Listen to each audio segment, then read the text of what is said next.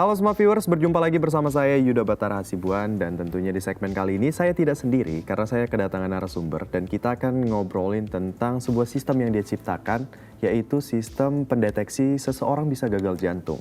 Dan narasumber saya kali ini adalah Pak Sani. Dan langsung aja kita mulai obrolan kita bersama beliau.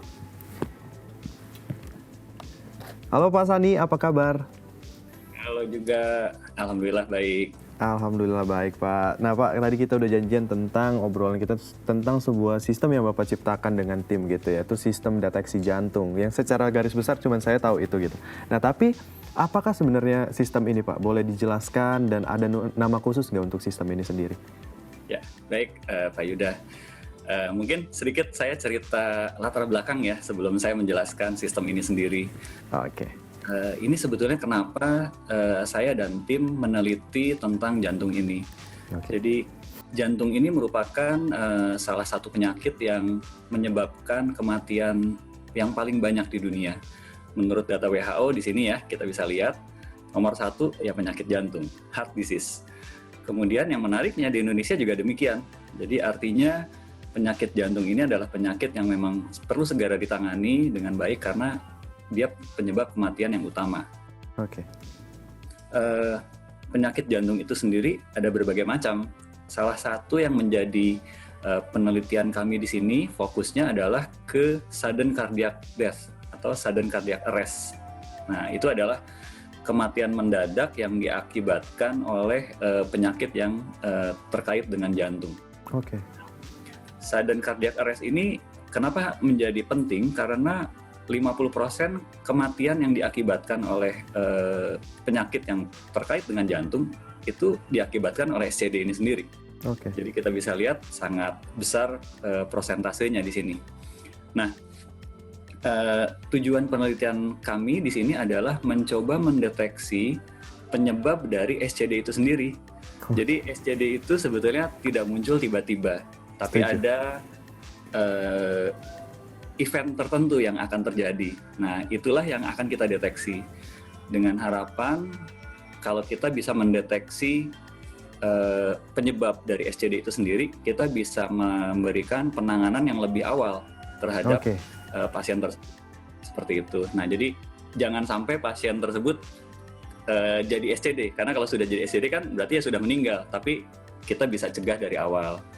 Nah, sistem yang kami rancang ini kita sebut sebagai alat pendeteksi penyebab kematian akibat SCD. Oke, alat pendeteksi penyebab kematian karena SCD. Itu mungkin lebih tepatnya sistem ini dinamakan gitu ya Pak ya. Nah, kalau dari sistem ini, sistem deteksi ini bekerja gimana Pak? Boleh dijelasin nggak Pak? Nah, baik. Nah, mungkin sebelum masuk ke sana, saya coba jelaskan sedikit kenapa sih kita butuh membuat sebuah sistem seperti ini? Salah satu alasannya adalah karena ketersediaan dokter spesialis di Indonesia yang masih terbatas. Jadi khususnya spesialis jantung. Jadi rasio yang ideal itu hanya bisa dicapai di kota-kota besar, sedangkan di kota yang jauh dari kota besar itu masih belum ideal. Nah, kami berharap dengan adanya sistem yang kami rancang, ini bisa membantu dokter-dokter yang ada di tempat yang jauh dari kota besar, yang belum ideal rasio dokter spesialisnya, dia juga bisa memanfaatkan teknologi ini untuk mendeteksi dini kelainan yang menyebabkan SCD tadi. Nah, sedangkan sistem yang akan kita rancang kira-kira seperti ini. Jadi ada beberapa bagian, kita masih di bagian pertama, kotak putus-putus yang kotak pertama, yaitu kita fokus ke bagaimana mengambil data dari tubuh manusia menggunakan jam digital atau smartwatch. Oh, smartwatch, oke. Nah, kemudian data tersebut akan kami transfer ke smartphone dan selanjutnya disampaikan ke cloud. Nah, di mana nanti di cloud itu ada pemrosesan lebih lanjut sehingga kita bisa melakukan analisis yang lebih mendalam yang nantinya akan bermanfaat untuk para tenaga medis di rumah sakit. Jadi mereka bisa melihat secara live informasi dari pasien seperti apa, historinya maupun analisisnya. Dan ini juga akan dilengkapi dengan sistem alert, jadi sistem peringatan. Jadi kalau ada sesuatu yang memang sudah di luar dari batas normal, dia akan membunyikan alarm seperti itu. dan itu Oh. juga bisa dihubungkan ke keluarga terdekat sehingga bisa bisa dilakukan penanganan yang lebih tepat untuk pasien tersebut secara segera. Oke, berarti ini masih di tahap 1 nih Pak ya pengerjaannya Pak. Kita masih di tahap pertama. Oke, dan tahap-tahap berikutnya mungkin kapan dilanjutkan Pak atau mungkin menunggu validasi dari pihak medis atau bagaimana Pak? Ya, baik.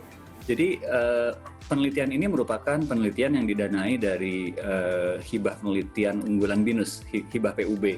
Oke. Nah, jadi hibah PUB sendiri, tim kami ini dananya dianggarkan untuk 3 tahun. Nah, jadi untuk tahun pertama memang kita fokusnya ke kotak yang pertama tadi, bagaimana kita bisa mengambil data dari smartwatch dan kemudian membuat model klasifikasi. Oke, menarik banget Pak ya.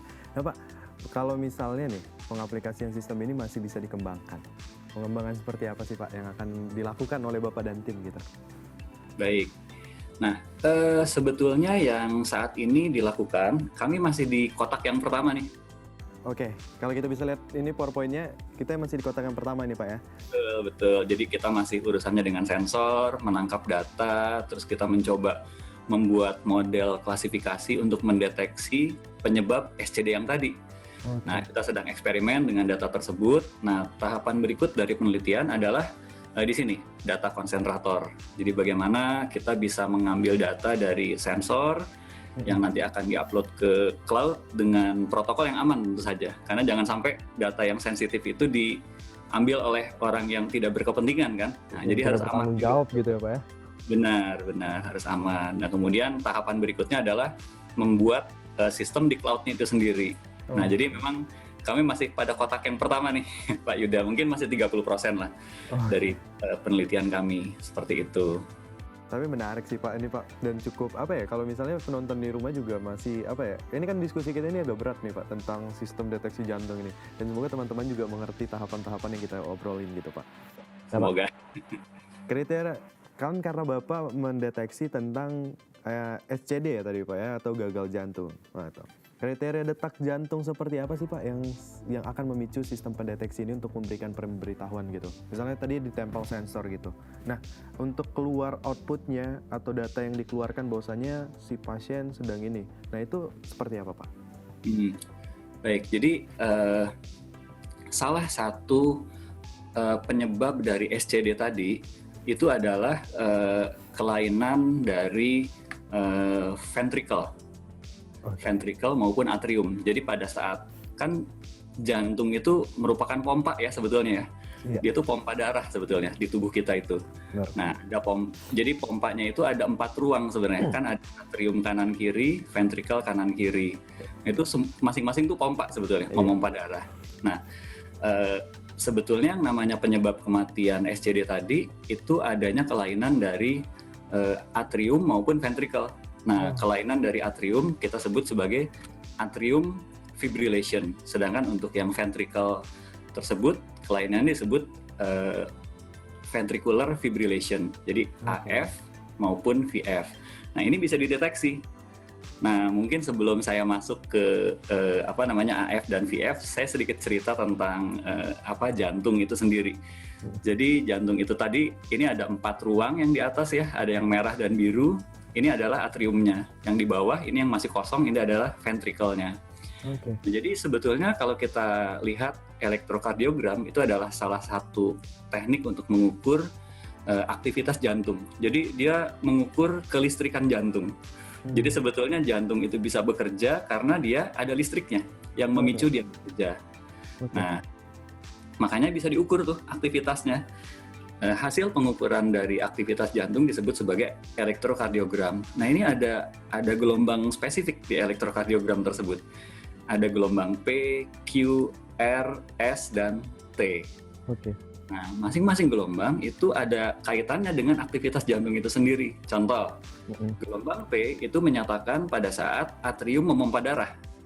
Memompa darah kemana dia? Ke ventricle. Jadi darah yang ada di ruang yang di atas, di atrium akan lari ke bawah. Ke ventricle. Itu muncul gelombang P. Oke.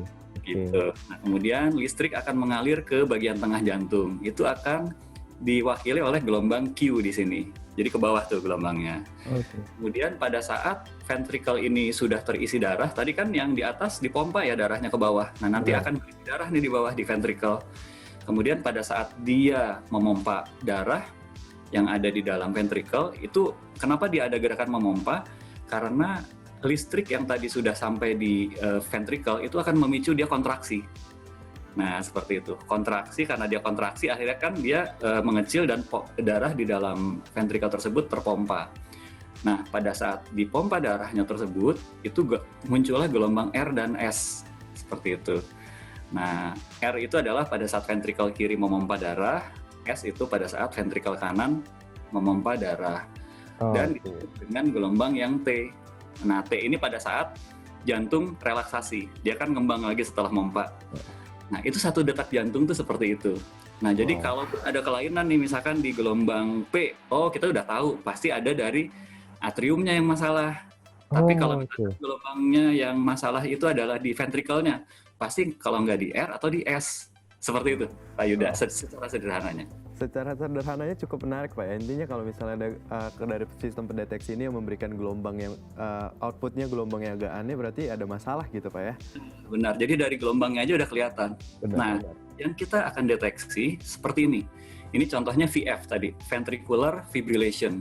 Jadi seharusnya kan setelah gelombang R dan S itu gelombang T gitu ya. Iya.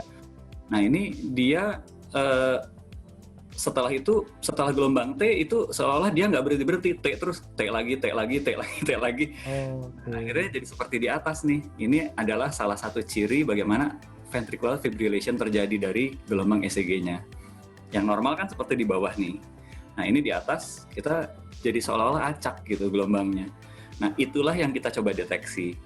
Bagaimana menggunakan teknik artificial intelligence, menggunakan data ECG dari smart watch, kemudian kita proses dan mendeteksi adanya sinyal yang tidak beraturan tersebut. Seperti itu. Oke, Pak. Pak, sayang banget, Pak. Durasi kita ini udah mau habis, Pak. Nah, mungkin ini pertanyaan saya yang terakhir nih, Pak. Kira-kira harapan terkait sistem ini apa sih, Pak? Sebenarnya sih harapannya yang berikutnya dari sistem ini kita bisa komersialisasi sih. Amin. Jadi bisa digunakan banyak orang gitu ya, Pak ya? Di Google App Store gitu ya. Kemudian ya tantangannya untuk menuju ke sana tentu saja ini kan harus mendapat approval dulu ya dari sisi medis gitu, dari dunia medis. Nah, mungkin itu tantangan kita berikutnya. Semoga kalau kita eksperimennya bisa dilakukan dengan baik dan kita dapat support dari dunia medis yang cukup baik, ya insya Allah kita bisa mencapai ke sana. Mungkin itu target kita berikutnya, Pak Yuda. Oke. Nah, Pak Sani, terima kasih banyak atas waktunya, Pak, udah meluangkan berdiskusi bersama kita di Live Tech, dan semoga apa yang Bapak harapkan tentang sistem ini juga bisa dikomersialisasi secepatnya gitu, Pak. Terima kasih Pak Sani atas waktunya. Terima kasih.